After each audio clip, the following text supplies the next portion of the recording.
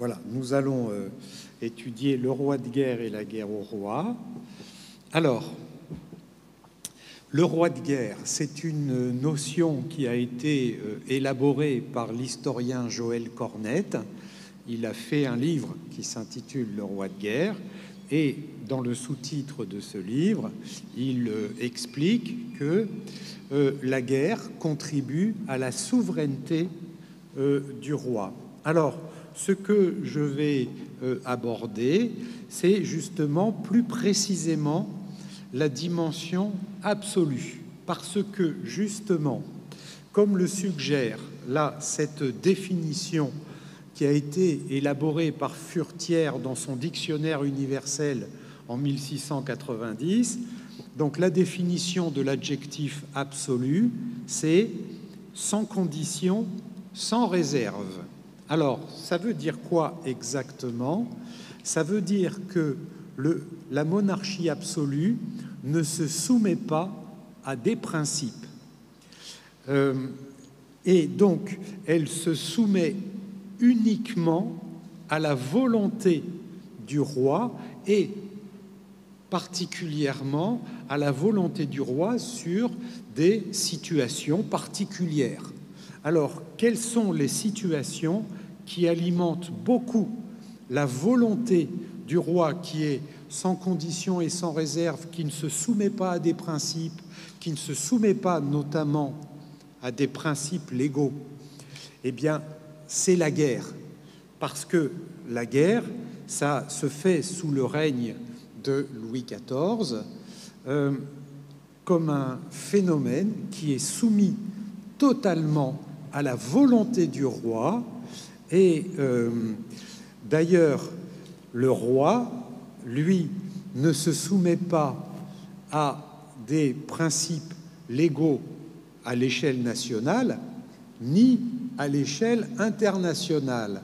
Alors, au début de certaines, notamment de la guerre de la Ligue d'Augsbourg qui commence en 1688, alors Louis XIV se réfère quand même à des traités de paix, mais justement, qu'est-ce que c'est que la Ligue d'Augsbourg? La Ligue d'Augsbourg, c'est un groupe européen qui s'est constitué en opposition à la France, mais alors plus en opposition à Louis XIV, pour dire que Louis XIV, eh bien, il ne se soumet pas du tout à des principes. Alors, bon, le droit international, ça n'existe pas vraiment, mais bon, il y a quand même les traités de paix. Mais justement, ce que tous les Européens considèrent, c'est que Louis XIV ne se soumet pas véritablement à des traités de paix. Donc, là, il y a une dimension, effectivement, de fondement de la monarchie non seulement sur sa souveraineté, mais vraiment, il y a un caractère absolu de la guerre. Mais ce que l'on va voir, c'est que la guerre, eh bien, ça va alimenter beaucoup de critiques de la monarchie absolue. Et notamment, ce que l'on verra, c'est que ce qui a beaucoup contribué à la Révolution française, c'est la question de la guerre. Justement, c'est l'idée qui s'est beaucoup développée et qui a alimenté, comme on va le voir, dans les années, à partir des années 1770, la création d'un concept qui est le concept de la constitution militaire. Donc il y a l'idée que la guerre, ça doit obliger le roi à se soumettre aux principes de la guerre. Et donc la guerre et le domaine militaire prennent une valeur de l'imposition d'une constitution. Alors, donc la guerre, c'est la soumission à la volonté du roi, initialement, mais ensuite, ça alimente l'idée que le roi, c'est lui qui doit se soumettre aux principes de la guerre. Voilà. Donc c'est un phénomène paradoxal. Alors, initialement, il y a un phénomène qui contribue beaucoup à la représentation de la monarchie, comme le révèle là cette présentation du Salon de la Guerre, c'est le château de Versailles. Alors, d'ailleurs, il n'y a pas que ce Salon de la Guerre. Alors, comme vous voyez là, ce Salon de la Guerre, il donne une entrée à quelque chose là, eh bien, c'est, on va le voir, eh bien, c'est la Galerie des Glaces. Alors, et d'ailleurs, cette Galerie des Glaces, elle amène à un autre salon qui est le Salon de la Paix. Donc, la Galerie des Glaces, qui est vraiment le domaine où il y a la représentation de la monarchie, elle est entre le Salon de la Guerre et le Salon de la Paix. Donc, bon, ça a une tendance à dire que la représentation de la monarchie, elle s'insère entre ces deux domaines. Et d'ailleurs, dans la Galerie des Glaces, vous avez par exemple ce tableau-là. Alors, c'est le siège de Maastricht en 1673, bon, que j'évoquerai tout à l'heure, plus précisément, parce qu'il y a eu un personnage célèbre qui est mort au siège de Maastricht, c'est D'Artagnan. Alors, là, ce que vous voyez, c'est que donc c'est le roi, ça c'est vraiment très symbolique, le roi prend Maastricht en 13 jours. Donc, il y a l'image que c'est le roi qui prend Maastricht, c'est pas son armée, c'est pas les soldats, c'est pas... donc là, il y a vraiment une représentation symbolique du roi. Et d'ailleurs, dans les représentations en général, effectivement, du roi dans la guerre, eh bien, effectivement, quand une bataille est gagnée... Alors, d'ailleurs, quand une bataille est gagnée, Louis XIV n'y est jamais. Louis XIV n'a participé à aucune bataille. En revanche, il participait beaucoup plus à des sièges, mais à chaque fois qu'il y a une victoire de bataille, d'un siège ou d'une guerre, eh bien, c'est présenté non pas comme une victoire de la France, mais comme une victoire du roi. Alors, d'ailleurs, là, ce que représente cette gravure qui représente, c'est l'inauguration donc de la place des Victoires. Alors, la place des Victoires, c'est une place à Paris. Alors, aujourd'hui, ça n'est plus le même monument, mais là, ce qui est au centre de cette place des Victoires, là, c'est le roi qui est représenté.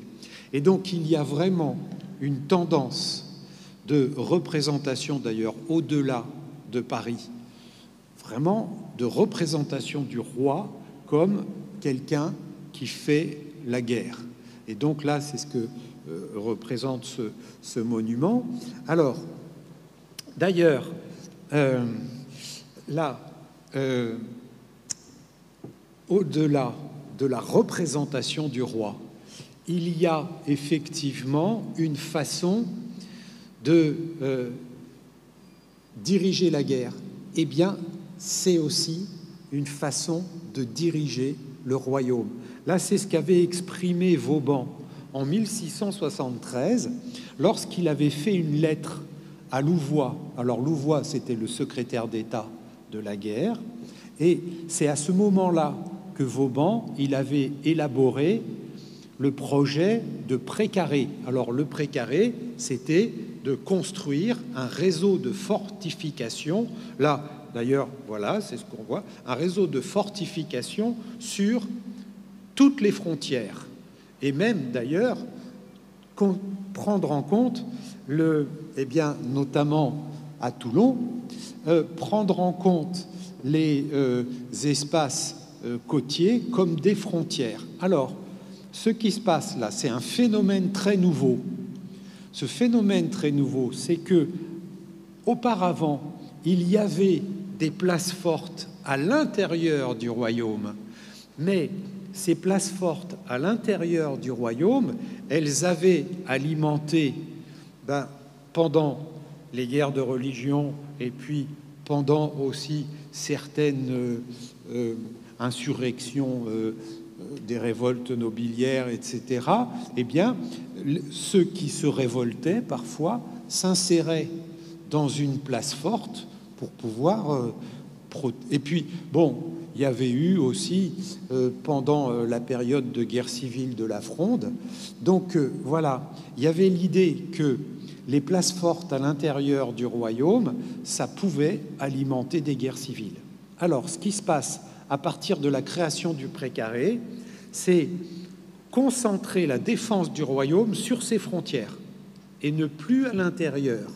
Et donc, c'est ce que disait Vauban là. Alors, bon, il faut se concentrer plutôt beaucoup sur la dernière phrase de Vauban. Il dit « C'est une belle... » donc le précaré, hein, « C'est une belle et bonne chose que de pouvoir tenir son fait des deux mains. » Ça veut dire quoi? Ça veut dire que à partir du moment où les défenses du royaume, elles sont limitées aux frontières, ça veut donc dire que désormais, à l'intérieur du royaume, eh bien, tous les espaces, toutes les provinces, etc., ont la même valeur. Et il n'y a plus... Et puis, il y a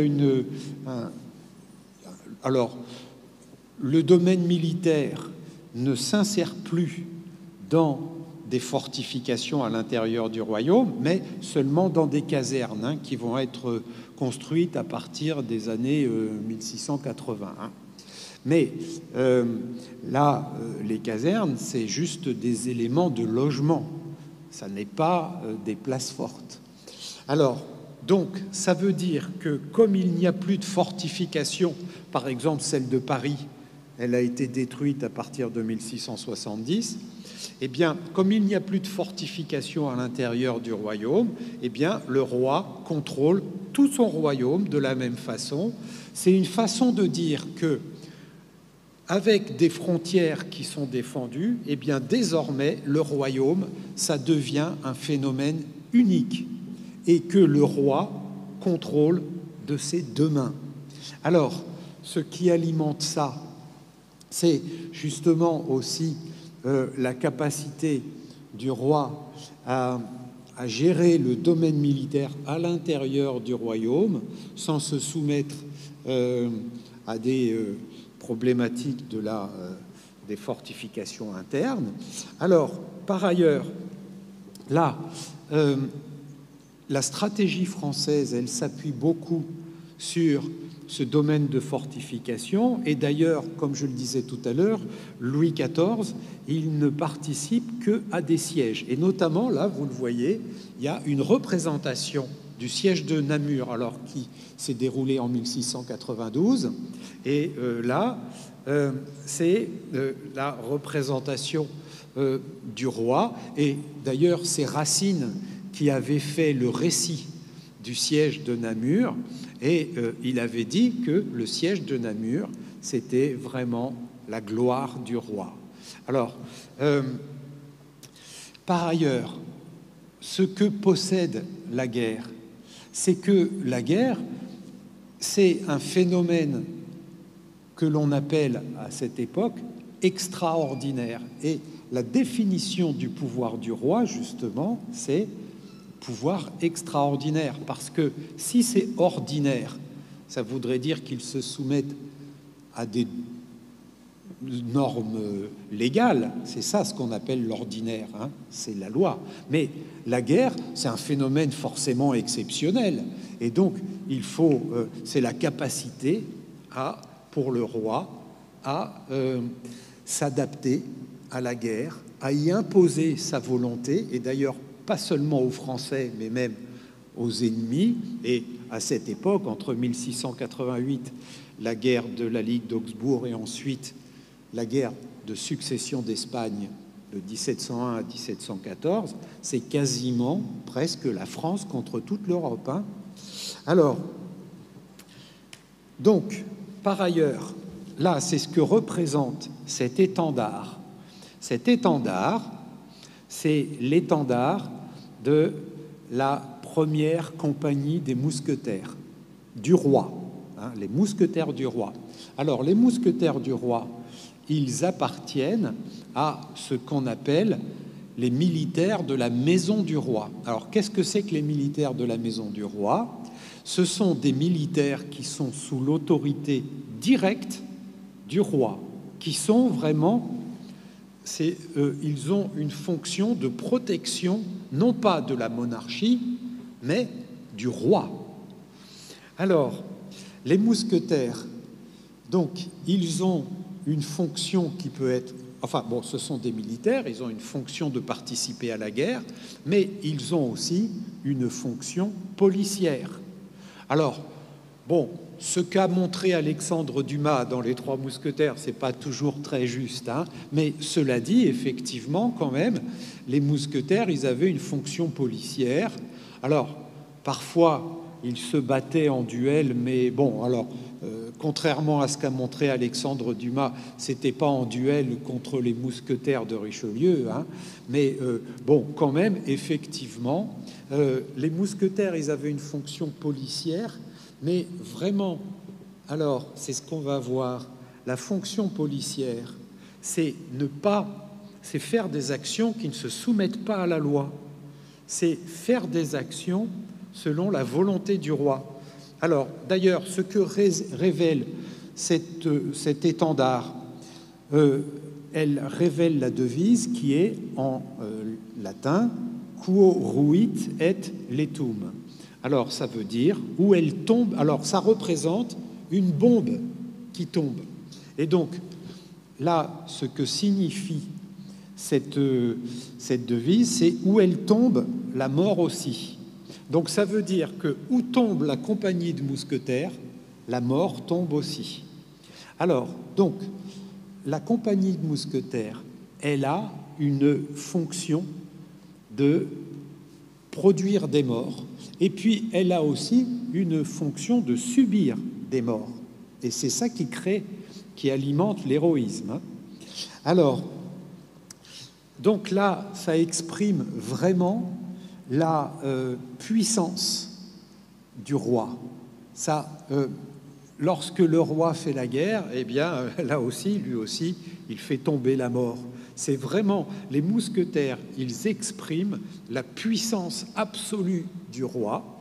Alors, par ailleurs, leur dimension policière, elle s'exprime par ce monument, alors que personne n'a jamais vu, parce qu'il a été détruit le 14 juillet 1789, c'est la Bastille. Alors, la Bastille, ça, c'est vraiment la Bastille. Ben, d'ailleurs, c'est pour ça qu'elle a été détruite le 14 juillet. C'est parce qu'elle exprime le pouvoir absolu. Pourquoi? Parce que la Bastille, c'est un fort. Ça n'est pas initialement ni légalement une prison. Par exemple, quelqu'un qui est condamné dans un procès, on ne l'envoie pas à la Bastille. Ce que l'on place à la Bastille, c'est des gens qui sont arrêtés par la volonté du roi, pas pour des raisons judiciaires. Et donc, la Bastille, c'est vraiment l'expression du pouvoir absolu du roi. Le roi, il met à la Bastille ce qu'il veut et pour les raisons qu'il veut, pas pour l'application. Alors, parfois, il fait un petit effort de justification dans certains cas en disant qu'il a embastillé des gens parce que, bon, parfois, il dit qu'ils ont fait des crimes, des choses. Bon, mais parfois, il n'y a aussi aucune justification qui n'est rendue publique. Hein. Donc, ce qui alimente beaucoup la police, eh bien, notamment à Paris. Alors, il y a les mousquetaires, mais il y a aussi ce qu'on appelle les gardes françaises. Les gardes françaises, c'est un corps militaire de la maison militaire du roi. Et les gardes françaises, ils vont jouer un rôle vraiment très, très important au XVIIIe siècle sur l'usage de la police, et notamment dans le maintien de l'ordre. Alors, il y a aussi d'autres militaires, mais qu'on envoie sous le règne de Louis XIV dans l'Île-de-France, c'est la maréchaussée qui deviendra les gendarmes. Mais donc là, quand même, dans le corps de Paris, ça devient plus la garde française. Alors là, cette fonction policière et militaire, donc, elle est soumise vraiment. Alors, il y a un personnage qui joue un rôle, c'est le secrétaire d'État de la maison du roi. Alors, sous le règne de Louis XIV, initialement, c'est Colbert. Et donc, le secrétaire d'État de la maison du roi, sa fonction, ça n'est pas de s'occuper de la monarchie, il s'occupe de la personne du roi. Et donc, vraiment, le secrétaire d'État de la maison du roi, c'est lui qui a une fonction d'application de la monarchie absolue, parce qu'il se soumet à la personne du roi. Et notamment, c'est lui beaucoup qui traite les représentations militaires du roi. Puisque le secrétaire d'État de la maison du roi, c'est lui qui s'occupe beaucoup des représentations littéraires et aussi iconographiques, et puis aussi musicales, etc. Alors, tout ça s'applique sur... Alors, ce qui se passe, c'est qu'il y a un cas, justement, qui va commencer à alimenter le sentiment que la guerre, elle ne se soumet plus à la puissance absolue du roi. Alors, ce qui symbolise un petit peu ça, c'est la mort de D'Artagnan au siège de Maastricht en 1673. Alors, cet auteur, Juliany de Saint-Blaise, il fait un récit du siège de Maastricht. Alors, il fait quand même un éloge de D'Artagnan, mais là aussi, comme tout à l'heure, il faut se concentrer sur la dernière phrase, le dernier vers. Là, il dit « D'Artagnan et la gloire ont le même cercueil ». Alors, ce vers, il y a deux possibilités de l'interpréter. Il y a une première interprétation qui est de dire bon, puisque D'Artagnan, il est dans le même cercueil que la gloire, ça veut dire que il a de la gloire, quoi. Mais si la gloire, elle est dans le même cercueil que D'Artagnan, ça veut dire que la gloire, elle est morte. Eh bien, il y a une tendance à considérer qu'il n'y a plus d'héroïsme dans la guerre, parce que la guerre, ça ne produit que des pertes. Et donc là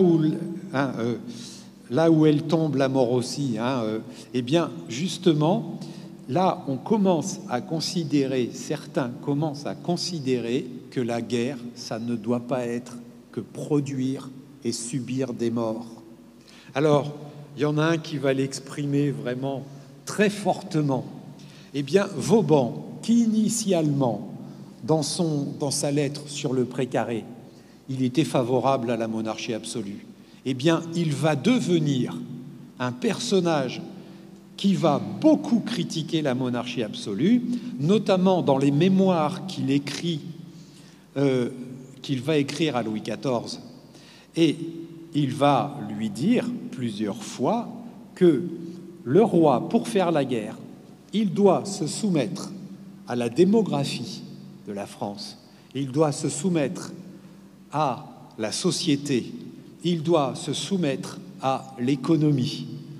Donc, alors, cela dit, il y a un domaine que Vauban exprime qui devient public, c'est quand il fait son journal du siège de Maastricht. Eh bien, il évoque la mort de D'Artagnan. Eh bien, voilà ce qu'il écrit, il dit « Je ne sais si on doit appeler ostentation, vanité ou paresse la facilité que nous avons de nous montrer mal à propos et de nous mettre a découvert hors de la tranchée sans nécessité, mais je sais bien que cette négligence ou cette vanité, comme on voudra l'appeler, a coûté plus de 100 hommes. Là, ça évoque la situation dans laquelle d'Artagnan s'était engagé. Pendant le siège, qui se sont fait tuer ou blesser mal à propos, sans aucune raison. Vous voyez, c'est quand même très critique. Il dit que d'Artagnan et ceux qui sont morts, voilà, ils se sont fait tuer ou blesser mal à propos et sans aucune raison. Ceci est un péché originel dont les Français ne se corrigeront jamais si Dieu, qui est tout-puissant, n'en réforme toute l'espèce. Donc, pourquoi il dit ça? Eh bien, parce que, par exemple, il l'a dit dans une autre lettre, que cette action, ça a été fort sanglant à cause des incongruités qui arrivèrent par la faute de gens qu'il ne veut pas nommer. Donc, vraiment, il dit qu'il y a des gens qui ont mal fait des choses parce qu'ils sont morts. Alors, qu'est-ce qui s'était passé pendant le siège de Maastricht? Les mousquetaires, ils avaient attaqué physiquement la place forte, alors que justement, Vauban, lui, il considérait que quand on faisait un siège, il fallait surtout attendre que la garnison qui faisait la défense, elle se rende. Alors, parfois, il fallait faire des petites attaques pour la dissuader, mais là, il trouvait que le groupe des mousquetaires de d'Artagnan, ils avaient fait une attaque beaucoup trop forte. Et en gros, ce qu'il leur reproche, c'est qu'ils avaient eu la volonté de prendre la ville de Maastricht eux-mêmes, alors sans que l'ennemi se rende. Et donc, Vauban trouvait ça absurde. Et donc, il trouve qu'ils ont une tendance trop violente. Alors, d'ailleurs, au moment, là, de la guerre de la Ligue d'Augsbourg, c'est ce que Fénelon, alors, il fait une lettre à Louis XIV. Alors, bon, là, c'est cette citation. Alors, là, on va s'intéresser uniquement au début. Il dit « On a rendu votre nom odieux et toute la nation française insupportable à tous nos voisins. On n'a conservé aucun ancien allié parce qu'on n'a voulu que des esclaves. » Donc, là, il dit à Louis XIV, justement, que, en gros, il a traité tous ses ennemis comme des esclaves, mais que, aussi, il a traité, en fait, les Français aussi comme des esclaves. Et donc, il dit, par exemple, sire, on fit entreprendre à votre majesté en 1672 la guerre de Hollande pour votre gloire et pour punir les Hollandais qui avaient fait quelques railleries dans le chagrin et on les avait mis en troublant les règles du commerce établies par le cardinal de Richelieu. Et donc, il dit que le roi, il se rend ennemi de toute l'Europe, mais il se rend aussi ennemi de toute la nation française. Alors, il y a un autre phénomène qui va se développer. Alors, là, ce que vous voyez, c'est une gravure qui représente un tirage au sort de la milice royale. Alors, la milice royale a été créée en 1688 par Louis XIV. Qu'est-ce que c'est que la milice royale? C'est un service militaire obligatoire, hein. D'ailleurs, là, c'est pas la Révolution française qui a créé la conscription, hein. Louis XIV, il a créé un service militaire obligatoire, alors qu'il ne s'appliquait pas à tout le monde, notamment les nobles, hein, bon. Mais quand même, hein, il y avait une grande partie de la population qui se soumettait. Alors, qu'est-ce que ça représente là? Eh bien, la milice, elle apparaît comme une obligation, parce qu'auparavant, le seul type de recrutement dans l'armée, c'était le volontariat. Eh bien, là, la milice, elle apparaît comme un phénomène vraiment de la monarchie absolue. C'est soumettre des Français à la volonté du roi de faire la guerre. Et ce qui est justement vraiment ce qui apparaît scandaleux, c'est qu'il y a une tendance à considérer sous le règne de Louis XIV que quand la France allait en guerre, c'est parce que c'est le roi qui l'a voulu et qu'il n'y a pas une dimension national. Donc, là, donc être soumis à la milice, c'est faire la guerre et donc risquer la mort, et le faire sous la volonté du roi. Et d'ailleurs, là, ce que vous voyez en bas à droite de cette gravure, il y a un personnage qui est par terre, là. Eh bien, ce personnage qui est par terre, c'est parce qu'il y avait un tirage au sort. Eh bien, il vient de faire le tirage au sort, et donc, ce tirage au sort lui donnait la nécessité, donc, de s'engager dans la milice. Et donc, il s'est évanoui, parce qu'il a trouvé ça comme un scandale. Et donc, il est entouré par sa famille. Et donc là, il y a vraiment tendance à considérer que la milice royale, ça devient vraiment un phénomène absolutiste, terrible. Et puis surtout, alors là, se soumettre à la volonté du roi, c'est risquer sa vie, parce que c'est faire la guerre.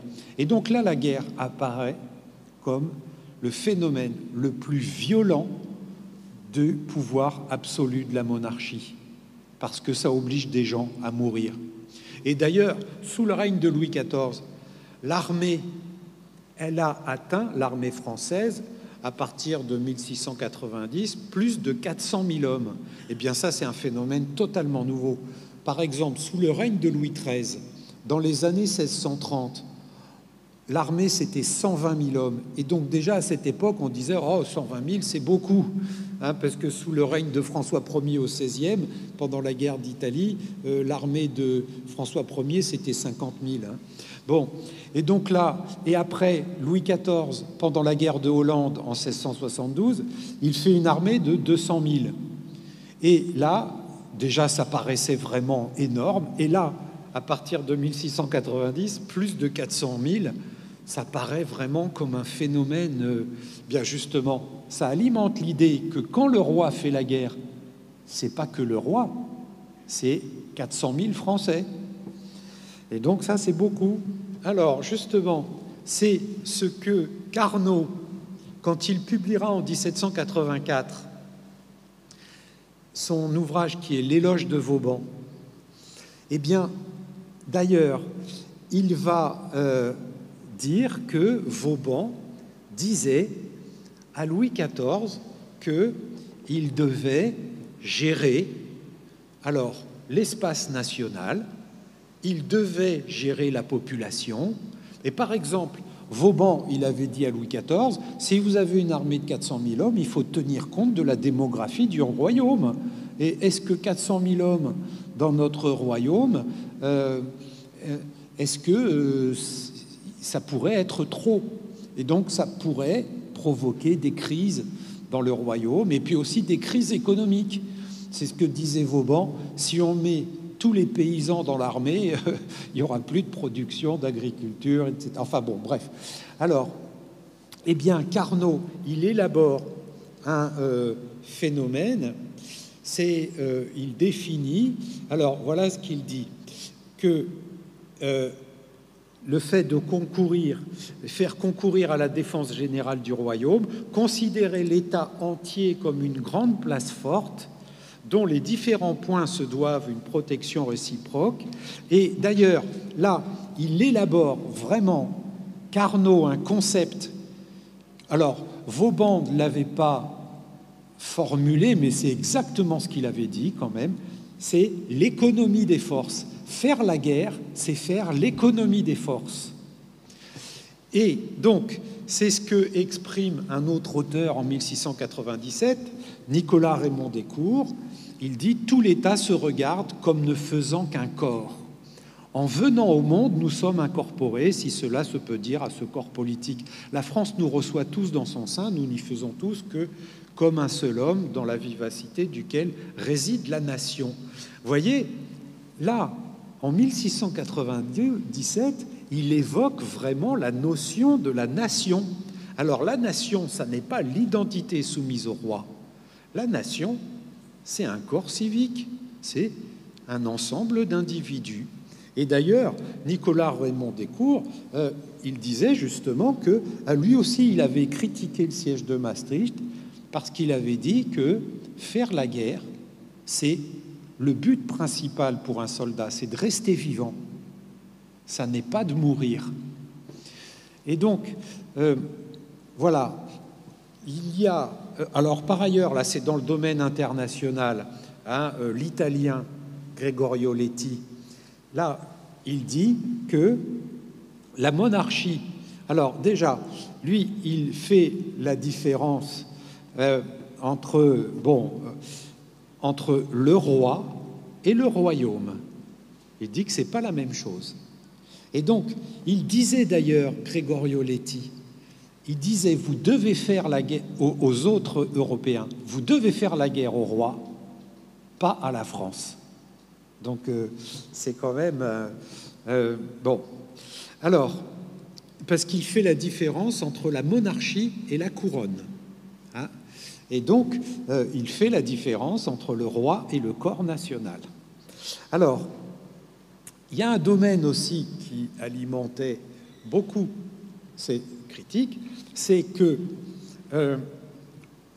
le roi, bon, ça c'est depuis très longtemps, hein, depuis le Moyen-Âge, hein, depuis Charles VII qui avait créé l'impôt de la taille pour financer la guerre. Et donc, en fait, toutes les réformes fiscales, elles ont été alimentées par la guerre. Alors ça, justement, ce que faisait un roi, c'est qu'il créait un impôt en se référant à la guerre, en disant qu'il créait un impôt comme un phénomène extraordinaire. Et donc, il créait des impôts qui n'avaient pas une valeur qui s'appuyait beaucoup au corps... aux normes légales, et c'est ce qui alimentait beaucoup l'opposition des parlements, justement parce que le roi considérait l'impôt comme étant lié à la guerre et donc comme étant l'expression de sa volonté extraordinaire. Alors là, cela dit, vous voyez ces deux représentations. Alors, à gauche, il y a la capitation. Ça, la capitation, c'est un impôt que Louis XIV avait créé, alors qui soumettait même des nobles aussi à cet impôt. Et donc là, la capitation dans ce tableau, ça montre que toute la France était, et donc là c'est même des femmes qui viennent payer, toute la France était soumise à la capitation. Mais ce que montre ce deuxième tableau qui s'appuie beaucoup sur l'image de l'autre, eh bien, en gros, ça, qu'est-ce que ça représente là? Eh bien, que les individus qui viennent là, ils viennent pas payer, ils viennent récupérer du pain, le pain du roi. Alors, qu'est-ce que ça dit, ce tableau? Ça dit que le roi, il oblige les Français à payer l'impôt, mais donc le roi, il devrait soutenir les Français, il devrait pouvoir les nourrir. Et donc, ça suggère que le roi, il utilise les Français pour faire la guerre et payer l'impôt pour faire la guerre, mais il y a l'idée que la guerre, elle devrait profiter aux Français et notamment pas subir trop de pertes, etc. Et puis, bon, pas seulement, on va le voir. Alors, Vauban, il avait élaboré un nouveau type d'impôt qui s'intitulait la dîme royale. Alors, c'était l'impôt sur le revenu. Alors d'ailleurs, il y a un phénomène très symbolique. L'impôt sur le revenu en France, il a été créé en 1913, avant la Première Guerre mondiale. Bon, et bien là, Vauban, alors cet impôt, il n'a pas été appliqué. Il disait que tous les Français devaient payer l'impôt et devaient payer 10% de leurs revenus. Et alors, cela dit, il y aura un impôt qui sera créé, qui s'appellera le 10e, mais qui ne s'appliquera pas de la même façon. Vauban disait que même les nobles devaient payer la dîme royale, alors que l'impôt du 10e, il va quand même ne pas en soumettre le clergé et la noblesse. Et donc, ce que dit Vauban, là, dans ce projet d'impôt, alors d'ailleurs, ce projet d'impôt, alors bon, là, ça c'est, pardon, hein, il a été publié en 1707, et ça, alors, Vauban n'avait pas eu une volonté de le publier, hein, mais il s'était quand même publié, et là, Louis XIV l'a rejeté, vraiment très... Et puis, Vauban, il y a eu une tendance même à considérer que Vauban, il était mort parce que Louis XIV l'avait rejeté. Enfin bon, il n'était pas mort pour ça, hein. Mais bon, bref. Là, ce que Vauban disait, c'est que faire un impôt, c'est se soumettre à la société et à l'économie de la France pour faire la guerre. Et donc, là, c'est faire de tout Français un citoyen qui a un droit fiscal. Bon, mais ça s'était pas du tout appliqué. Alors, cela dit, en 1709, Louis XIV, il prend conscience de tous les problèmes que sa guerre a commencé à provoquer. Et donc, il a écrit une lettre qui a été diffusée et, dans toute la France. Alors, et là, parce qu'au début de l'année 1709, il y avait une tendance de négociation de la paix, et Louis XIV, il avait refusé de faire la paix. Alors justement, là, dans cette lettre, il explique pourquoi il n'a pas fait la paix, mais voyez ce qu'il dit. « L'espérance d'une paix prochaine était si généralement répandue dans mon royaume que je crois devoir à la fidélité que mes peuples m'ont témoignée pendant le cours de mon règne la consolation de les informer des raisons qui empêchent encore qu'ils ne jouissent du repos que j'avais dessein de leur procurer. J'avais accepté pour le rétablir des conditions bien opposées à la sûreté de mes provinces frontières, mais plus j'ai témoigné de facilité et d'envie de dissiper les ombrages que mes ennemis affectent de conserver de ma puissance et de mes desseins, plus ils ont multiplié leurs prétentions. » Donc, Louis XIV, dans cette lettre, il se met en lien avec les Français. Et il dit, d'ailleurs, à un autre endroit, qu'il a le même sentiment qu'eux, mais aussi que les Français ont le même sentiment que lui, mais en gros, la tendance de cette lettre, c'est qu'il dit qu'il s'excuse un petit peu face aux Français parce qu'ils vont souffrir pendant la guerre, etc. Donc, cette lettre, elle est quand même très symbolique. C'est que Louis XIV prend en compte le fait que la guerre, ça alimente un sentiment national et pas uniquement un sentiment monarchique. Alors d'ailleurs, Gabriel Naudet, alors bon, c'est un personnage bibliothécaire, etc., qui avait publié cet ouvrage, Considérations politiques sur les coups d'État. En gros, bon là je résume ce qu'il dit, il dit que lorsque le roi publie des ouvrages qui ont une valeur de propagande, eh bien, ça donne du pouvoir au peuple, parce qu'il dit que si le roi, il essaye de convaincre le peuple, s'il essaye de diffuser son image, etc., ça veut dire qu'il considère que le peuple auquel il diffuse son image, il a quand même un rôle important. Donc, en gros, ce qu'il dit, alors pas dans ces termes-là, mais enfin, c'est quand même ce qu'il explique, il dit, c'est que la propagande faite par le roi, ça alimente un espace public, ça alimente, eh bien, le rôle de l'opinion. Alors, bon, à la fin de sa vie, Louis XIV, juste avant de mourir, c'est ce qu'il dit au futur Louis XV, son arrière-petit-fils, il dit « J'ai trop aimé la guerre, ne m'imitez pas en cela, non plus que dans les trop grandes dépenses que j'ai faites. Alors, effectivement, à la fin de sa vie, quand même, Louis XIV, il a quand même le sentiment que la guerre sur laquelle il s'est beaucoup appuyé, eh bien, elle a provoqué quand même, alors notamment une crise financière, hein, surtout, mais pas seulement quand même, hein, une tendance quand même, hein, de révélation de la nation. Alors, ensuite, c'est ce qui va se passer, cette problématique, ce paradoxe de la guerre, ça va se continuer sous le règne de Louis XV.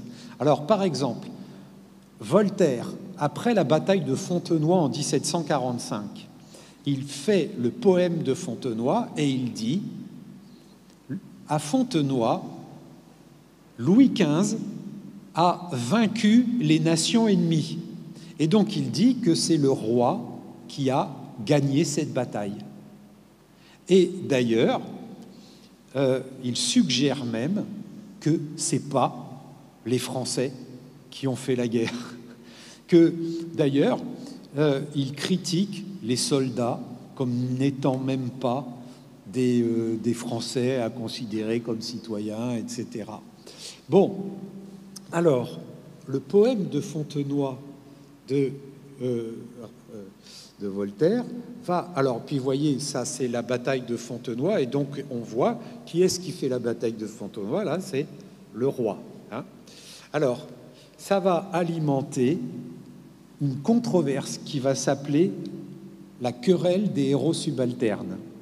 Alors, la querelle des héros subalternes, ça va être exprimé par cet ouvrage, l'Académie militaire ou les héros subalternes, qui va dire... alors, ça critique le poème de Voltaire, parce que Voltaire dit que c'est Louis XV qui a gagné la bataille de Fontenoy. Alors, et aussi, il évoque la gloire quand même de certains officiers nobles, et notamment les mousquetaires. Alors, là, ce que dit l'Académie militaire, c'est que, en fait, bien, ce sont des Français qui ont fait la guerre, qui ont fait cette bataille. Et donc, ils disent qu'il faut pouvoir désormais héroïser tous les soldats. Et donc, ça définit la guerre comme un phénomène qui est un phénomène national, et donc qu'il faut prendre en compte tous les membres de la guerre, et pas seulement le roi, et pas seulement la noblesse. Alors, ce qui se passe pendant la guerre de 7 ans, qui a été conduite par Louis XV. Alors, la guerre de 7 ans, c'est 1756-1763. Alors, la guerre de 7 ans, ça a été une coalition totalement inédite dans l'histoire de France. Louis XV, il s'était allié avec l'Autriche et la Russie. Alors, l'Autriche, c'était la première fois dans l'histoire moderne que la France s'alliait avec l'Autriche, alors qu'auparavant, toutes les guerres quasiment que la France avait faites, c'était contre l'Autriche, enfin contre l'Autriche et ou contre l'Espagne, contre, bon, voilà, l'Empire germanique. Bon, et donc, Louis XV, quand il a... c'est lui qui a créé cette nouvelle négociation, et d'ailleurs, c'est lui qui a décidé cette guerre. Alors, il y a eu le sentiment en France que cette guerre, qui était contre un ennemi, non, pardon, qui était avec un ennemi, et qui était d'ailleurs contre un allié. L'allié, c'était la Prusse, hein. La Prusse, elle avait été souvent l'allié de la France, notamment dans la guerre d'avant, hein, la guerre de la succession d'Autriche, où il y avait eu la bataille de Fontenoy. Eh bien, donc, il y a cette idée que la guerre de 7 ans, c'est uniquement la volonté de Louis XV. Et il y a eu des chants qui ont été produits et qui ont été reproduits au XIXe siècle par ce chansonnier historique. Alors, voyez ce que dit ce chant. « Versons pour la reine de Hongrie tout notre sang, donnons-lui pour la Silésie tout notre argent, elle a suppléé à Pompadour. Alors ça veut dire quoi? Madame de Pompadour, c'est une ancienne maîtresse de Louis XV, et c'était devenu une favorite, et elle avait été effectivement très favorable à la création de cette nouvelle coalition et d'entrer dans la guerre de 7 ans. Et donc, voilà, en gros, ça dit quoi? Ça dit que la France se soumet désormais... Ah oui, parce que le but de la guerre de 7 ans, c'était le conflit entre l'Autriche et la Prusse. L'Autriche voulait attaquer la Prusse pour reprendre une région que la Prusse avait prise, notamment c'est la Silésie. Donc, en gros, ce que dit cette chanson, c'est que le but de la guerre de 7 ans, ça n'a aucun intérêt pour la France, ça n'a qu'un intérêt pour... Alors, là, ça dit la Hongrie, mais bon, la Hongrie, c'est l'Autriche, hein. Et donc, ça dit que le roi, finalement, il se soumet à la reine de Hongrie et à Madame de Pompadour. Eh bien, paradoxalement, la soumission du roi à ces deux personnes, eh bien, c'est l'absolutisme. C'est que, justement, c'est sa volonté, lui, de roi, qui décide de se soumettre à d'autres. Et donc, le fait que la France soit soumise à l'Autriche, eh bien, ça se présente comme un phénomène absolu. Parce que, comme vous, souvenez-vous de la définition de l'adjectif absolu, c'est faire ce que le roi veut. Et si le roi, il veut se soumettre, eh bien, c'est un phénomène absolu. Alors, et par ailleurs, vous voyez ce que dit cette chanson. Alors, c'est une chanson qui a été produite et qui a été chantée par des Français à Paris, notamment, mais pas seulement, mais surtout dans un marché. Alors, et voilà ce que ça dit. « Français, votre règne est passé. Votre valeur s'est éclipsée. Je m'arrête et je n'ose, eh bien, vous en dire la cause, vous m'entendez bien. » Donc, ça dit que la guerre de 7 ans, ça n'est pas une guerre faite par les Français, mais par le roi. Et d'ailleurs, ce qui se passe après une défaite subite par la France en 1757, c'est la bataille de Rosbach. Eh bien, lors de la bataille de Rosbach, il y a eu une autre chanson qui a été produite qui a dit que la bataille de Rosbach, c'est Louis XV qui l'a perdue, ça n'est pas la nation française. Et pourtant, c'était quand même l'armée alors française et autrichienne qui l'avait perdue. Mais c'était présenté comme vraiment la bataille et la guerre faite par leur... Alors, ce qui se passe, justement, c'est que la guerre de 7 ans, ça apparaît vraiment, et en plus, la guerre de 7 ans, ça a été une guerre qui a eu une défaite. Et, alors, c'est pas la première fois que la France perdait une guerre, mais c'est la première fois qu'un traité de paix, eh bien, vraiment ne donnait à la France que des pertes. Parce qu'en général, quand il y avait une négociation, d'ailleurs, c'était ce qui avait été reproché à Louis XV après la guerre de succession d'Autriche en 1948. La France, elle avait gagné, mais on avait reproché à Louis XV d'avoir donné trop de choses aux vaincus. Bon, mais en général, c'était toujours dans les traités de paix, le vainqueur, il attribuait toujours un petit quelque chose aux vaincus. Or là, ce qui se passe après la guerre de 7 ans, la France, elle n'a fait que perdre. Et qu'est-ce qu'elle a perdu? Elle a perdu le Canada. Elle a perdu donc ce qu'on appelait la Nouvelle-France, qu'elle a donné à la Grande-Bretagne.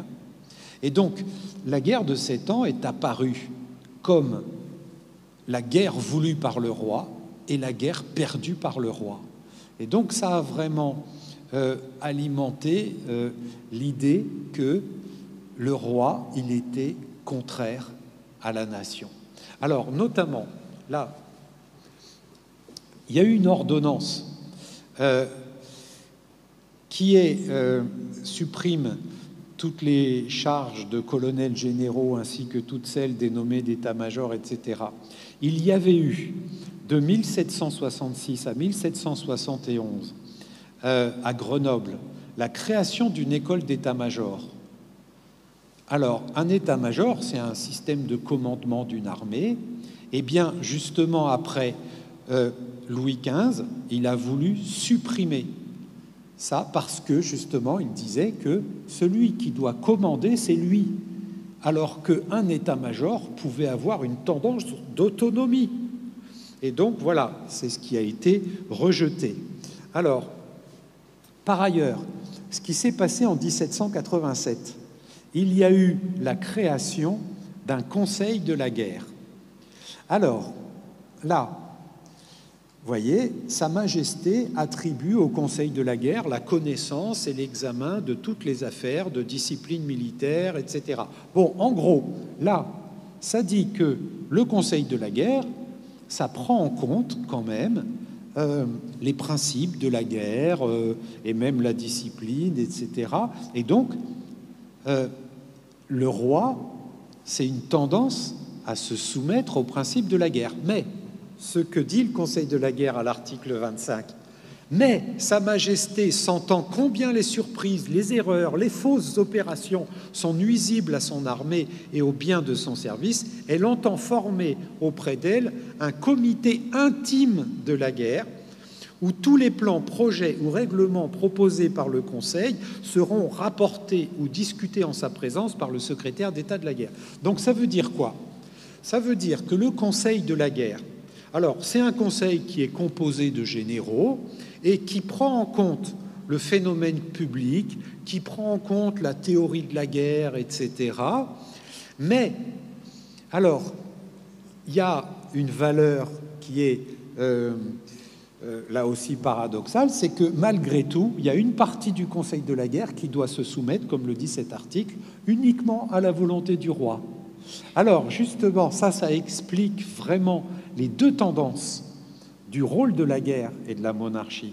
Alors, par ailleurs, quand le Conseil de la guerre, il reçoit certains mémoires qui sont produits, par exemple, à un moment, Carnot, il envoie un mémoire au Conseil de la guerre, et le Conseil de la guerre, ce mémoire, il le publie.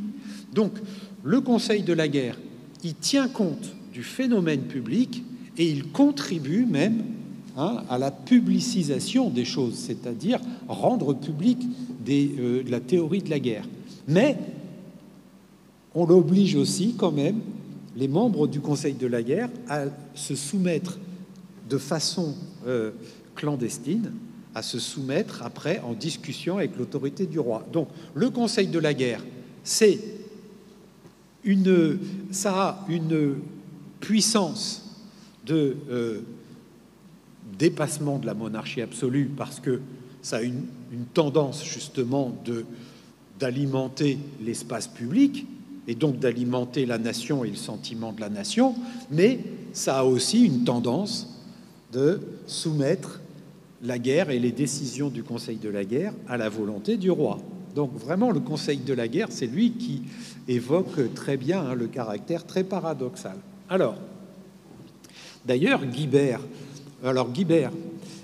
il était colonel et quand il a été intégré au Conseil de la guerre, il est devenu général, enfin maréchal du camp. Alors, eh bien, il dit « Les abus et l'engorgement qui règnent dans la hiérarchie viennent de tout ce qui n'est pas de la constitution primitive et intrinsèque de nos régiments. Le mal est maintenant au comble et il n'y a plus qu'une révolution vigoureuse. Et bien entendu qui puisse en délivrer l'armée et la constitution. » Vous voyez, il se réfère à la notion de constitution. Alors, qu'est-ce que c'est que la notion de constitution? Ça a été publié, la notion de constitution militaire. Alors, initialement, constitution militaire, c'est organisation de l'armée.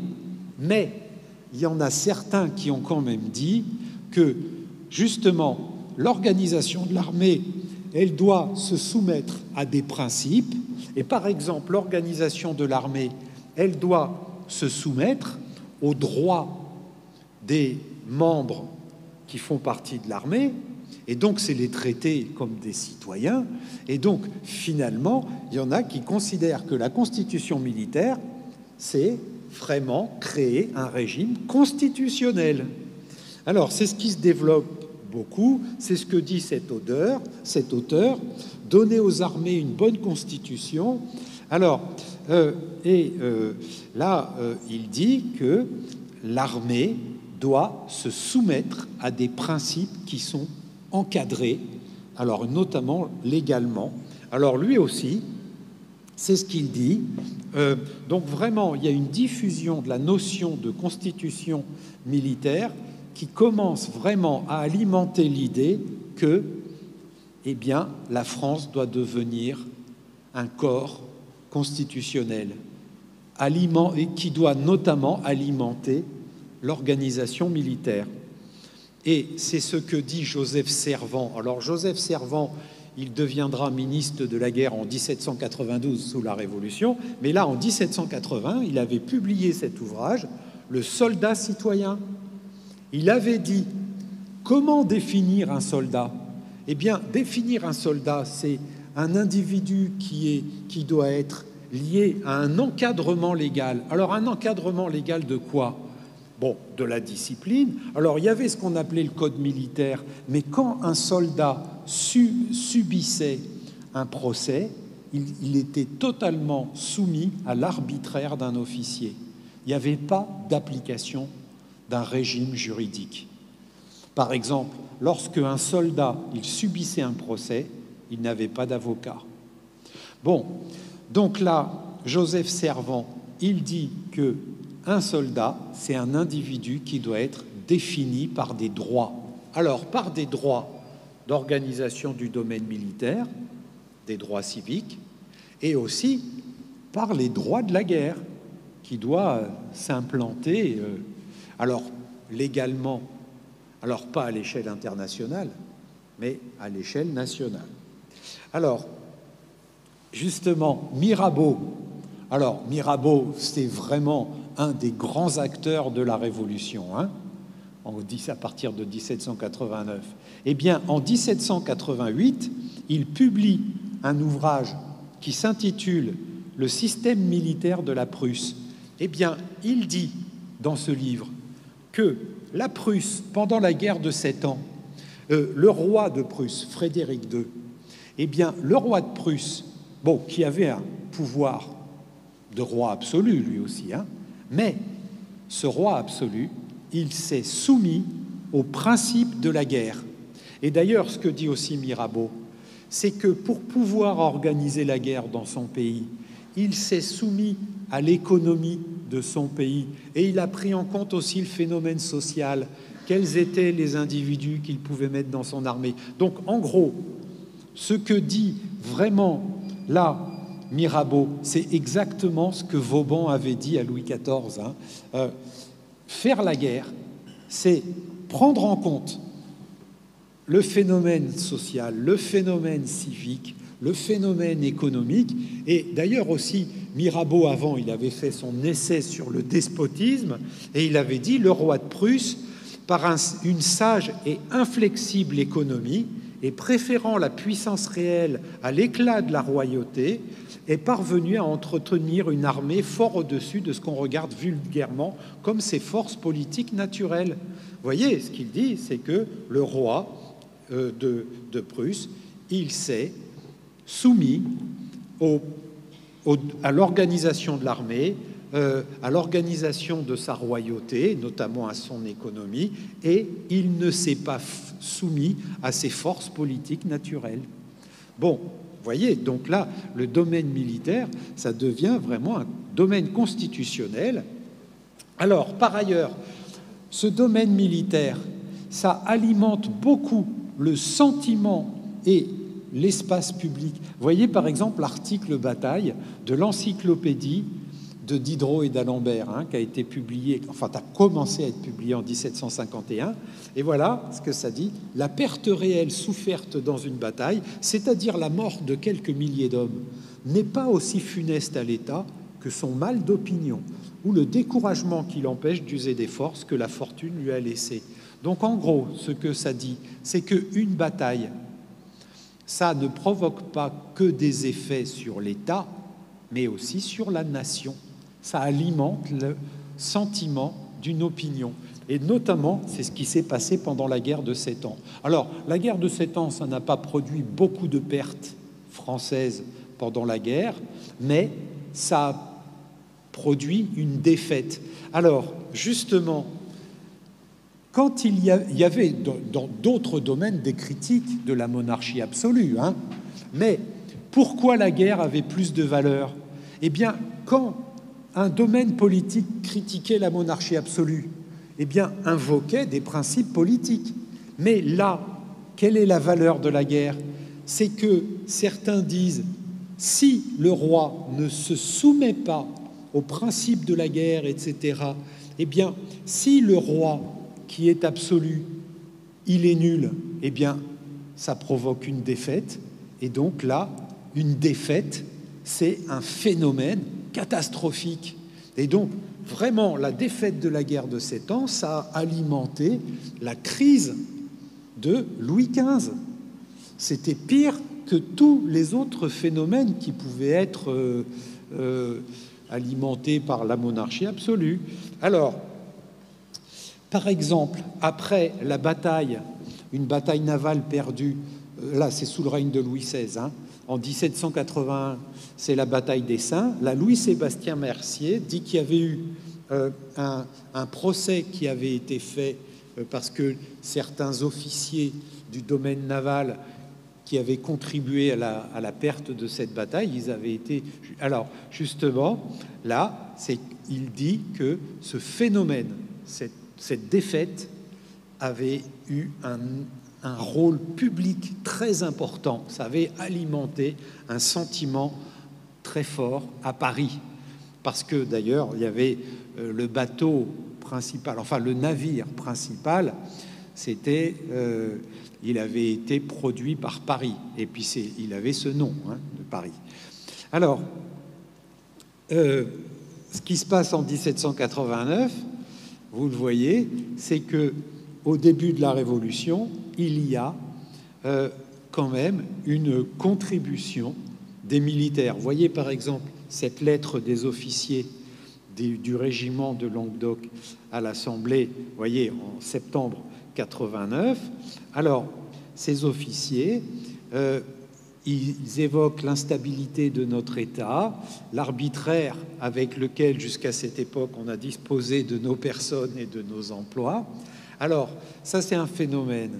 C'est que dans le domaine militaire, il y avait aussi, effectivement, chez les militaires, une tendance révolutionnaire. Parce que les militaires considéraient qu'il fallait que le domaine militaire soit organisé par des principes militaires et nos principes, et notamment, c'est ce que disait Joseph Servan, par des principes de droit. Et donc, effectivement, il y a un certain nombre de militaires qui ont contribué au début de la Révolution.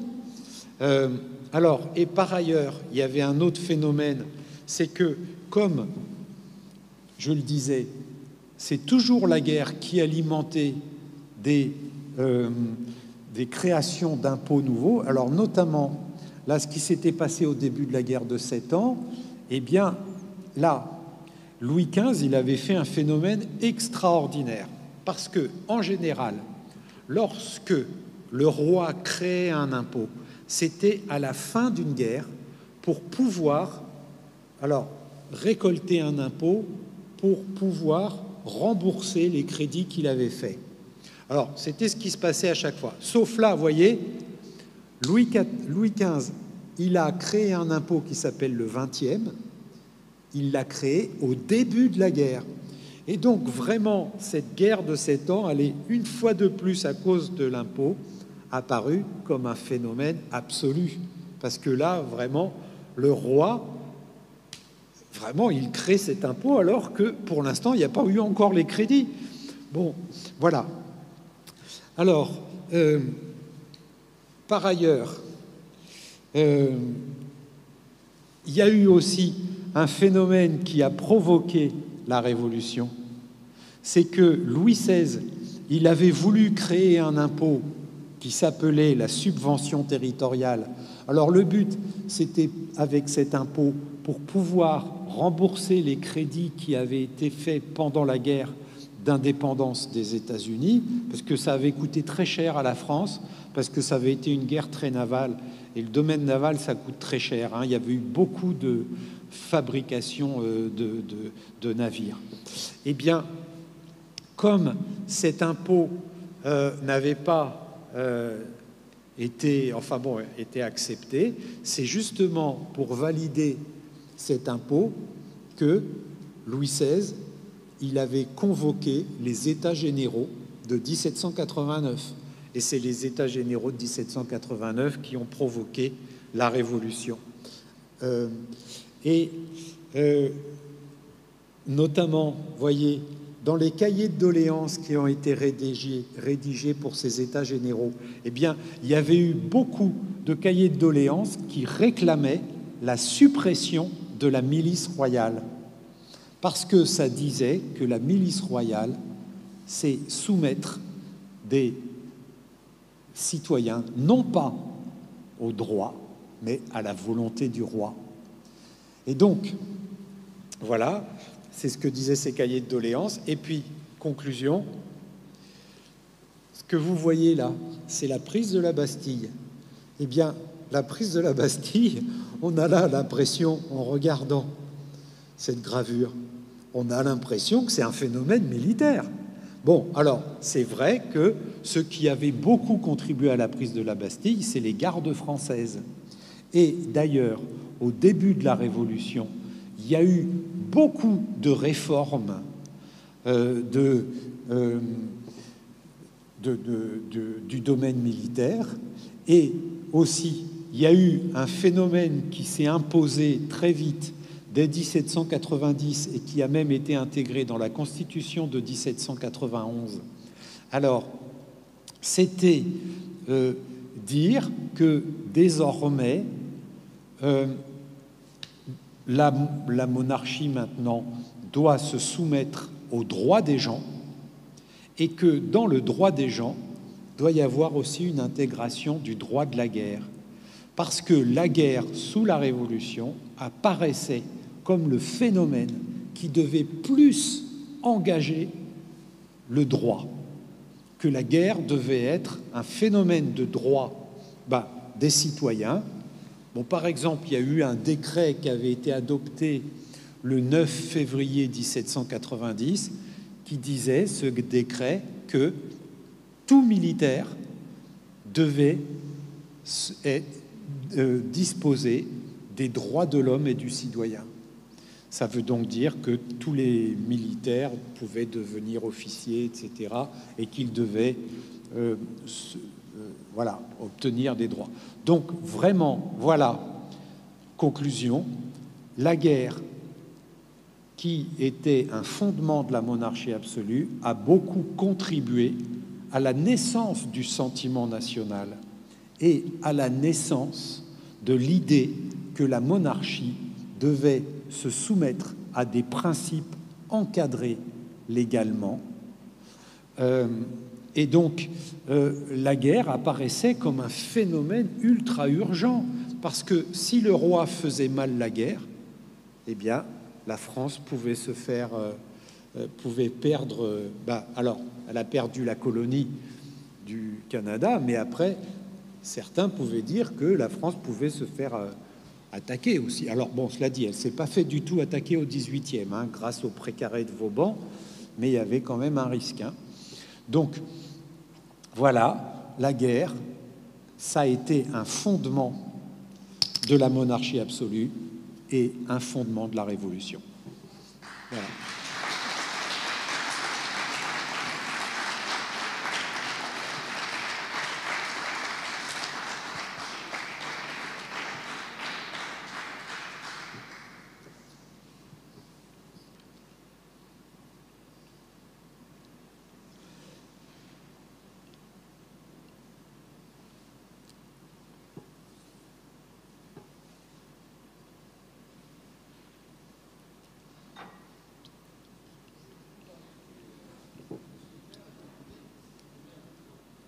Ils étaient quoi? C'est quelques centaines. Alors, au tout début, ils étaient une centaine, au tout début, au moment de la création en 1622, mais après, c'est passé à peu près à 300, et à certains moments, justement, comme c'était l'expression de la volonté du roi, c'est le roi qui décidait du nombre de mousquetaires. C'était pas un phénomène qui était encadré réglementairement. Alors, et puis il y avait 2 compagnies de mousquetaires. Voilà, c'est parce que quand je disais c'est une compagnie, c'est quelques centaines. Voilà. Donc, comme il y en avait dit, c'était 2 fois. Et puis, alors, par ailleurs, les mousquetaires, ils ont été supprimés en 1775, dans la période de réforme qui a été après la guerre de 7 ans. Il y a vraiment une tendance de réforme. Et au début, d'ailleurs, Louis XVI, au début de son règne, à partir de 74, il a vraiment lancé une grande tendance de réforme, notamment la suppression des mousquetaires. Donc Louis XVI, il a eu une petite tendance, finalement, au début, de soumettre son règne au principe de la guerre, etc. Et d'ailleurs, il s'est beaucoup associé à un théoricien de la guerre qui s'appuyait beaucoup sur la notion de constitution militaire et sur la soumission de la monarchie au principe de la guerre, c'était Guibert. Et c'est pour ça qu'il l'a intégré dans le Conseil de la guerre. Mais après, Louis XVI, je crois qu'il a pris conscience que finalement, ce phénomène, ça pouvait aussi alimenter sa crise. Donc là, il a un petit peu abandonné la tendance constitutionnelle de la guerre.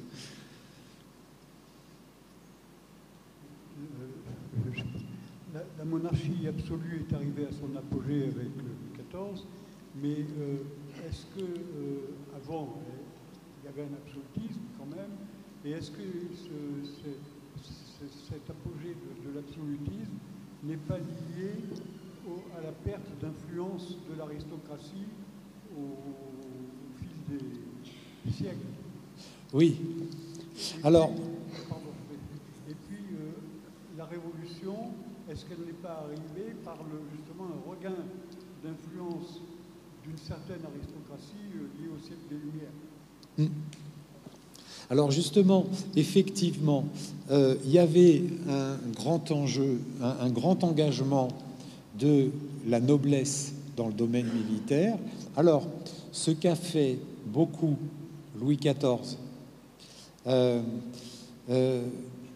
et d'ailleurs, quand il avait créé en 1693 l'ordre de Saint-Louis, c'était un système héroïque, mais vraiment... et donc, là, oui, alors ça, c'est un phénomène que j'aurais dû évoquer. C'est que la guerre, le domaine militaire, ça alimentait de la part de Louis XIV la tendance de s'allier avec quand même la noblesse. Et d'ailleurs, c'était ce que Louis XVI aussi avait fait. En 1781, il avait créé une ordonnance qui limitait l'accès au grade, à un grade d'officier, à la noblesse. Donc, il y avait vraiment une tendance pour la monarchie d'obtenir le soutien de la noblesse grâce au domaine militaire. Mais il y a eu une tendance inverse parce que, par exemple, dans le domaine militaire, bon, il n'y avait pas une application de la hiérarchie de la noblesse dans le domaine militaire. Bon, parfois, alors, sous le règne de Louis XIV, là, comme il avait eu besoin de recruter beaucoup d'officiers, il y avait à peu près 20% des officiers qui étaient roturiers, mais à la fin du règne de Louis XV, il n'y avait que 5% des officiers qui étaient roturiers. Mais même 5%, c'est un phénomène très fort, parce que, imaginez, un officier qui est capitaine et qui est roturier et qui donne un ordre à un lieutenant qui est noble. Eh bien, le lieutenant qui est noble, il obéit au capitaine qui est roturier. Donc ça veut dire que le domaine militaire, il a des principes qui sont propres. C'est vraiment des principes constitutionnels. Hein. Un lieutenant, ça doit obéir à un capitaine, quelle que soit son origine sociale. Donc voilà. Alors, et puis par ailleurs, effectivement, avant avant le règne de Louis XIV, effectivement, là, il y avait vraiment eu effectivement aussi un grand engagement toujours un grand engagement de la noblesse dans la guerre.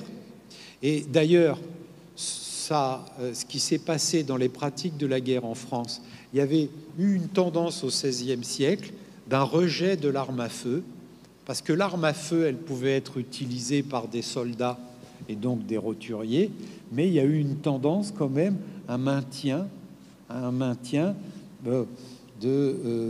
du rôle déterminant de la noblesse. Alors justement, là, les mousquetaires, ils ont joué un rôle très important, parce que, alors, la noblesse, elle avait une valeur chevaleresque. Alors, la valeur et la morale chevaleresque, elle s'est quand même maintenue au cours du XVIe siècle, mais ce qui s'est passé à partir du début du XVIIe siècle, il y a eu l'application de ce qu'on appelle le drill hollandais, c'est-à-dire vraiment là, ce qui est devenu déterminant, c'est l'usage de l'arme à feu. Et donc, là, il y avait une tendance à considérer au XVIIe qu'il n'y avait plus de valeur chevaleresque. Il n'y avait plus, en fait, que l'usage de l'arme à feu. Eh bien, c'est pour ça que Louis XIII, quand il a créé en 1622 la compagnie des mousquetaires, pourquoi il les a appelés les mousquetaires? C'est des gens qui utilisent un mousquet, donc une arme à feu, mais ils l'utilisent à cheval ou à pied, et ils l'utilisent aussi avec une épée.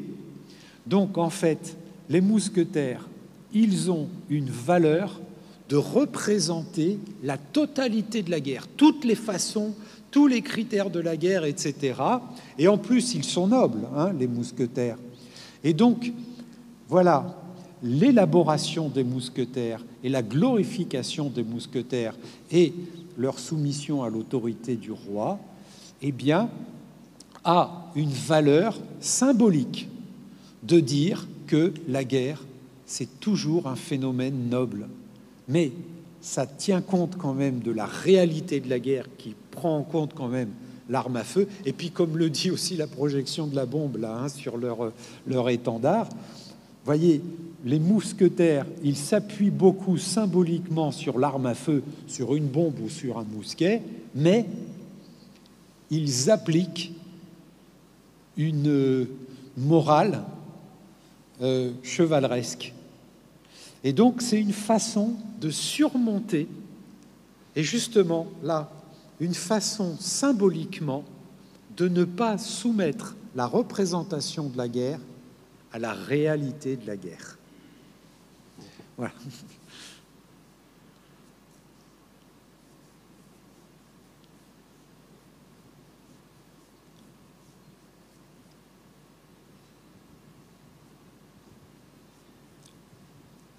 Oui, j'avais juste une petite question concernant les rapports tumultueux, semble-t-il, entre Louis XIV et Vauban, puisque Vauban a beaucoup conseillé Louis XIV, mais il semble s'en être éloigné. Est-ce que vous pouvez nous en dire un peu plus sur cette relation qui est si importante pour notre territoire?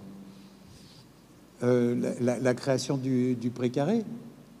Alors, oui, puis en fait, par exemple, j'apprends là que Vauban a beaucoup critiqué Louis XIV. Alors, mais il l'a fait tardivement. Hein. Oui, j'ai bien compris. Voilà. Oui. Et donc, justement, comment se fait cet éloignement alors qu'au départ, ils sont quand même. Enfin, Vauban est très lié à Louis XIV. Oui. Alors, d'ailleurs, en fait, quand même, quand il envoyait ses mémoires à Louis XIV, il ne le critiquait pas, mais il lui donnait des conseils. Alors, et d'ailleurs, comme les mémoires de Vauban, alors, qui ont pris le titre des oisivetés, mais les oisivetés de Vauban n'ont été... alors, il y avait, pendant le XVIIIe siècle, il y en avait 2 ou 3 mémoires qui ont été publiées seulement. Et alors, c'était son mémoire sur les sièges et la défense. Bon, parce que là, il n'y avait pas de problème politique. Mais tous les mémoires qu'il avait rédigés à Louis XIV personnellement, ils n'ont pas été publiés au XVIIIe. Ils ont commencé à être publiés sous la Révolution. Et c'est surtout dans les années 1820 qu'ils ont été publiés généralement. Or, notamment, le moment où les mémoires de Vauban, ils ont joué un rôle très important, c'est dans les années 1830, au moment du débat sur la fortification de Paris. Bon, donc, alors, Vauban, comme en fait, il écrivait, il était en relation personnelle avec Louis XIV. Hein, il faisait partie d'un des rares individus qui avait un rapport personnel.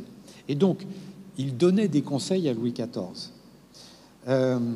Et d'ailleurs, justement, ce qu'il disait ne devait pas devenir public. Alors, sauf la seule fois où c'est devenu public, c'était son projet d'impôt.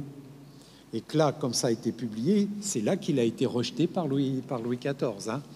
Bon, mais alors, donc, les relations entre Vauban et Louis XIV, quand même. Alors, bon, Vauban, il n'avait pas une tendance, quand même, de faire une critique de la monarchie, mais il lui disait quand même, en gros, en fait, on pourrait dire que Vauban, il était favorable à la monarchie absolue, parce qu'il disait au roi, faites ceci, faites cela, parce que c'est votre volonté. Mais il dit, votre volonté, en gros, elle doit tenir compte de la société, de l'économie, etc. Mais donc là, il ne dit pas que ça doit être un phénomène constitutionnel.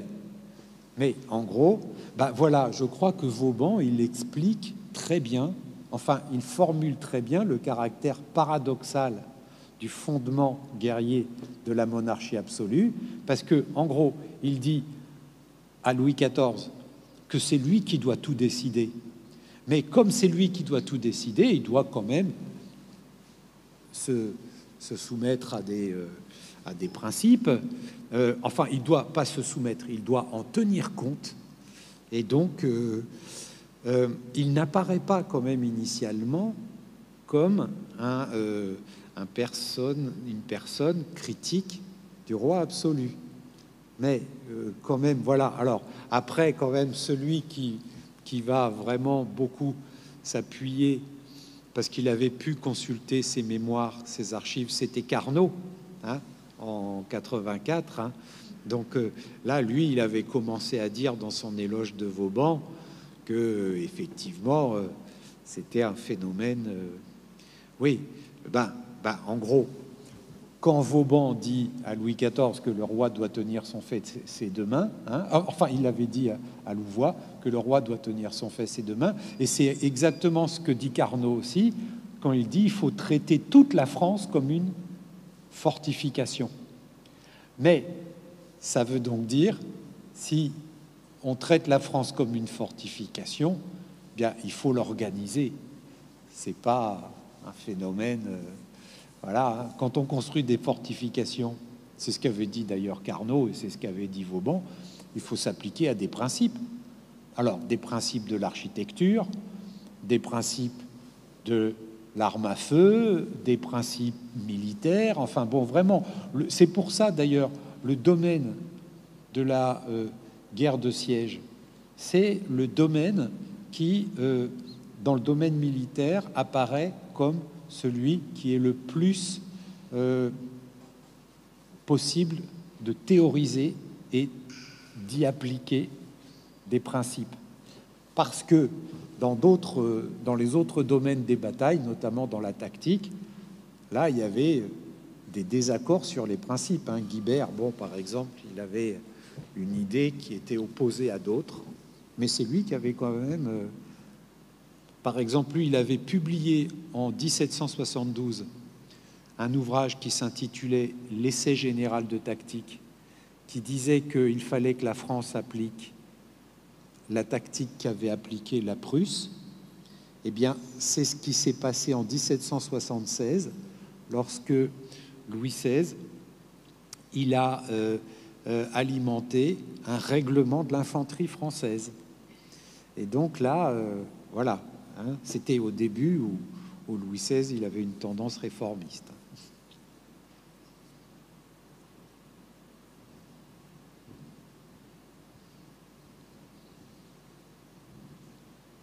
Je suis admiratif, en fait, parce que vous êtes très heureux à parler de ce sujet-là. Enfin, j'aimerais avoir le même bonheur en parlant d'un sujet en particulier. Et je me demandais comment ça se fait que vous avez choisi d'étudier cette période.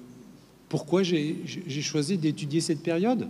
Oui, alors parce que, justement, c'est sous le règne de Louis XIV que la guerre a vraiment pris une valeur très forte. Et d'ailleurs, quand même, quand il l'a dit à la fin de sa vie, là, quand il dit « j'ai trop aimé la guerre », ça a même été confirmé. Quand il est mort, eh bien, il a été enterré secrètement. Ça n'a pas été une cérémonie publique. Parce qu'il y a eu vraiment, à la fin de son règne, une tendance très forte de sa critique. Et notamment sur la question de l'impôt. Et alors, d'ailleurs, il y a eu une petite tendance après, sous le régime de la Régence, après la mort de Louis XIV. Alors, une tendance, pas une tendance constitutionnelle, mais quand même une tendance de la raison d'État.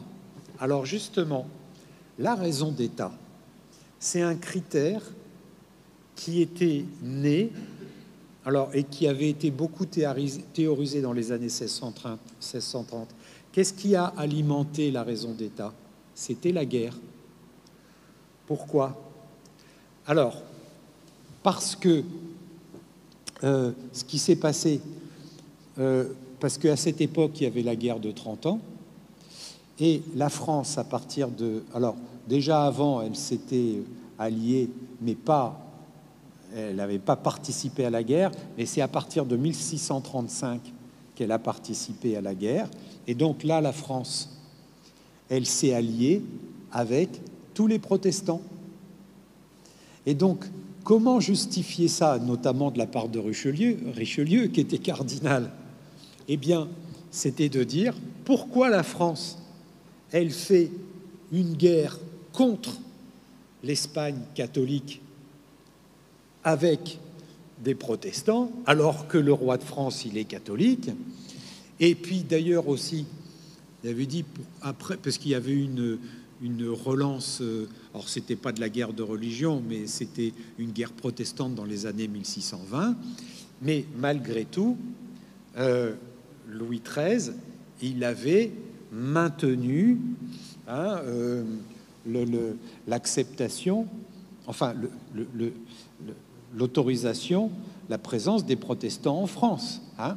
Alors, donc, qu'est-ce qui alimentait ça? Il y a eu l'idée de la raison d'État. La raison d'État, eh bien, justement, alors, il y avait eu deux tendances de théoriser la raison d'État. Alors, Richelieu, lui, il avait tendance à dire que la raison d'État, c'est le fait que le roi doit se soumettre aux principes de l'État. Mais il y avait une autre tendance à considérer que la raison d'État, c'était la raison du roi. C'était sa volonté. Donc voilà, hein, il y avait ces deux tendances. Bon, et justement, ce qui s'est passé sous Louis XIV, c'est qu'il y a eu vraiment une tendance de considérer que la raison d'État, c'était la raison du roi. Et c'est après sa mort de Louis XIV qu'il y a eu une retendance à revenir sur la raison d'État, qui est de dire qu'il fallait se soumettre à l'autorité, à l'organisation de l'État, aux institutions, etc. Bon, mais après, bon, mais ça c'était pendant la Régence. Mais après, quand Louis XV est devenu majeur, bon, bah là, il a relancé la tendance absolue.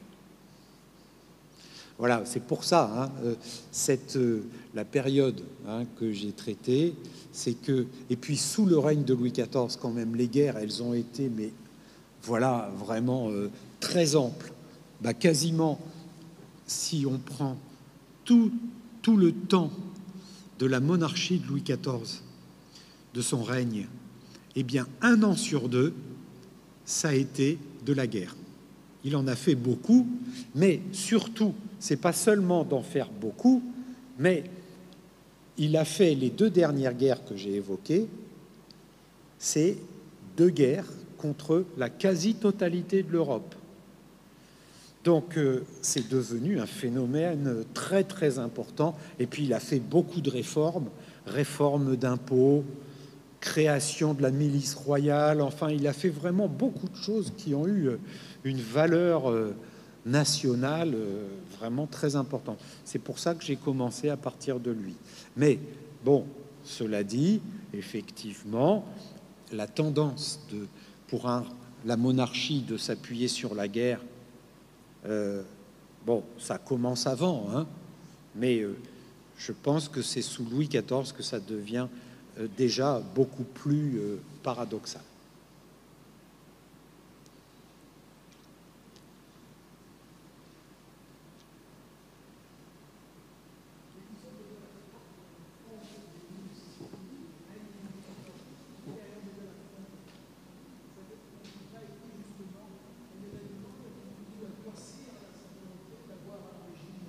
Fort, puissant, sans vouloir le partager. Hein? Cette période de la Fronde. Oui. Est-ce que ça n'a pas été justement une des raisons qui ont endurci Louis XIV pour prendre et pour devenir un roi très puissant et sans vouloir partager le pouvoir avec qui que ce soit? Oui.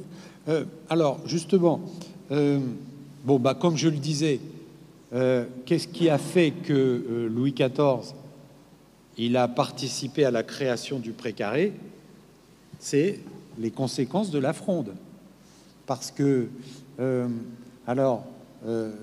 bon, il l'avait subi. Bon, enfin, maintenant, il était au début de la Fronde, hein, il était encore mineur, hein, mais quand même, il l'a vraiment beaucoup fortement subi. Et d'ailleurs, c'est vrai que beaucoup d'historiens considèrent que Louis XIV, il a beaucoup élaboré son règne par rapport à la Fronde, hein. Alors, notamment, justement, il y avait quand même... Alors, Louis XIV, il n'a pas voulu se soumettre à la noblesse, comme l'avait... Alors, notamment la deuxième partie de la Fronde, hein, à partir de 1651, qui devient nobiliaire. Mais justement, par exemple, celui qui avait beaucoup alimenté la Fronde noble, c'était le prince de Condé. Eh bien, justement, comment le prince de Condé est-il redevenu soumis à l'autorité de Louis XIV quand il a fait la guerre? Et d'ailleurs, quand le prince de Condé, il est mort, et quand il a été enterré, eh bien, Louis XIV, il avait fait un éloge de lui. Mais sur quoi il s'est appuyé sur l'éloge de Condé? C'est sur le rôle qu'il a joué dans la guerre. Et donc, effectivement, la guerre et le domaine militaire, c'était une façon de soumettre la noblesse. Et parce que d'ailleurs, après, enfin avant Louis XIV, à partir de 1661, la mort de Mazarin, eh bien là, il s'était engagé vraiment là dans l'organisation alors, ce qu'on appelle à partir de 1661, c'est le gouvernement personnel. Hein. C'est pas la monarchie, c'est le gouvernement personnel de Louis XIV. Et là, il crée un système, un régime un peu, enfin, gouvernemental, mais justement qui n'a plus une valeur gouvernementale, qui a une soumission à lui. Et donc, vraiment, à partir de 1661, la monarchie, elle devient même plus institutionnellement absolue. Oui. Plus soumise à l'autorité du roi, il y avait moins, alors qu'auparavant, effectivement... Bon, par exemple, Richelieu, quand il avait lancé... Bon, il était principal ministre. Alors, il n'était pas premier ministre, hein, mais il était principal ministre. Et donc, d'ailleurs, il avait fait publier des ouvrages sur la raison d'État qui disaient que la raison d'État, c'était les ministres qui l'incarnaient. Et donc, c'était le caractère gouvernemental. Parce qu'un ministre, qu'est-ce qu'il fait? Il n'a pas d'intérêt personnel à gérer un domaine. Eh bien, donc, il a eu une tendance à se soumettre à des principes, etc. Enfin, et à la raison d'État. Donc ça, c'était vraiment la tendance de Richelieu. Hein. Mais à l'inverse, bon, puis de toute façon, comme Louis XIII, il est mort très vite, donc en 1642. Donc après, Louis XIV, il s'est beaucoup engagé dans cette problématique des deux caractères de la raison d'État. Et donc lui, il s'est vraiment engagé dans le principe que la raison d'État, c'était sa raison à lui.